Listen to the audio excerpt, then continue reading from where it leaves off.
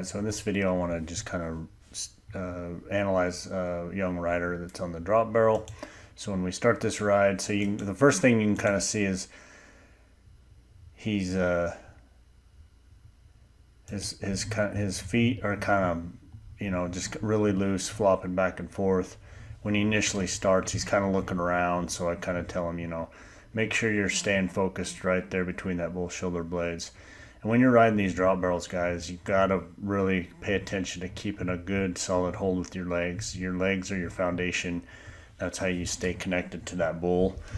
So really having a good strong hold with your feet, especially when you come up into position one right here. You can kind of see where his feet are kind of loose. Position one is where you really got to have your legs in there good. You can see his feet just kind of slide back and forth in front of the rope and then behind the rope. He's doing a good job of getting out over in front of his rope there. Now he's staying focused where he needs to.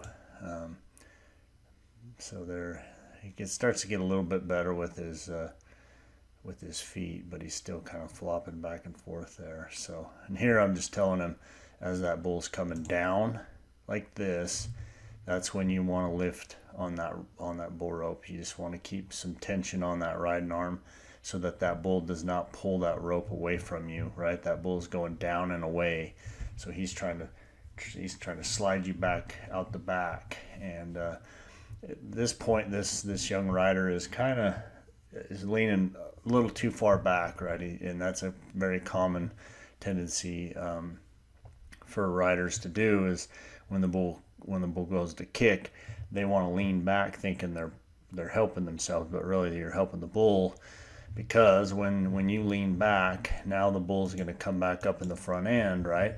Now you have that much further to go. If you're already leaning back, now you got this much more ground to cover while that bull's still kind of moving forward and away from you.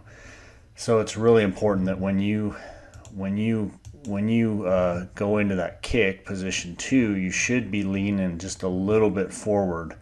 You should always kind of have just a little bit of forward posture there. So and so just when you're doing your drills, make sure you really are paying attention to that. Maybe film yourself so you can watch yourself and look, and make sure that you're not leaning back every time that bull goes to kick. So again, so we go 1, 2, 1, 2, lifting on that rope on the way down, rolling up on your legs on the way up. And in this position here, again, this is the most important position. Position one is when you got to get out over your bull rope. This is when you got to be up on your legs. You don't need to push on your riding arm. You don't need to lift on your riding arm. You just have to roll up on your legs. Make sure you have a good solid hold and you have weight going down both legs, especially if it's just a jump kick bull, right? Keeping that free arm just kind of right in a neutral position. This is just, again, a jump kicker, right? This is not working on a bull that's spinning into your hand or away from your hand. This is just the basic foundation of riding a jump kicker.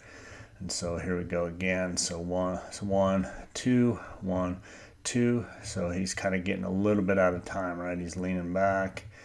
He's not really setting his hips real well, right? So got to get in time, roll up on your legs, and it takes some time to get your groin muscle strong to where you can actually hold yourself off, and really have a good solid hold with your legs and not be just sitting on your butt. So yeah, here we go. So just keep 1, 2, 1, 2, right? He kind of starts to get tired there, and so that's kind of the basic advice that I was giving this guy while he was riding. And so he's very, very beginner, so he's got a lot of work to do to get those drills down and get that muscle memory built. So, but if he keeps at it, he'll definitely do well. So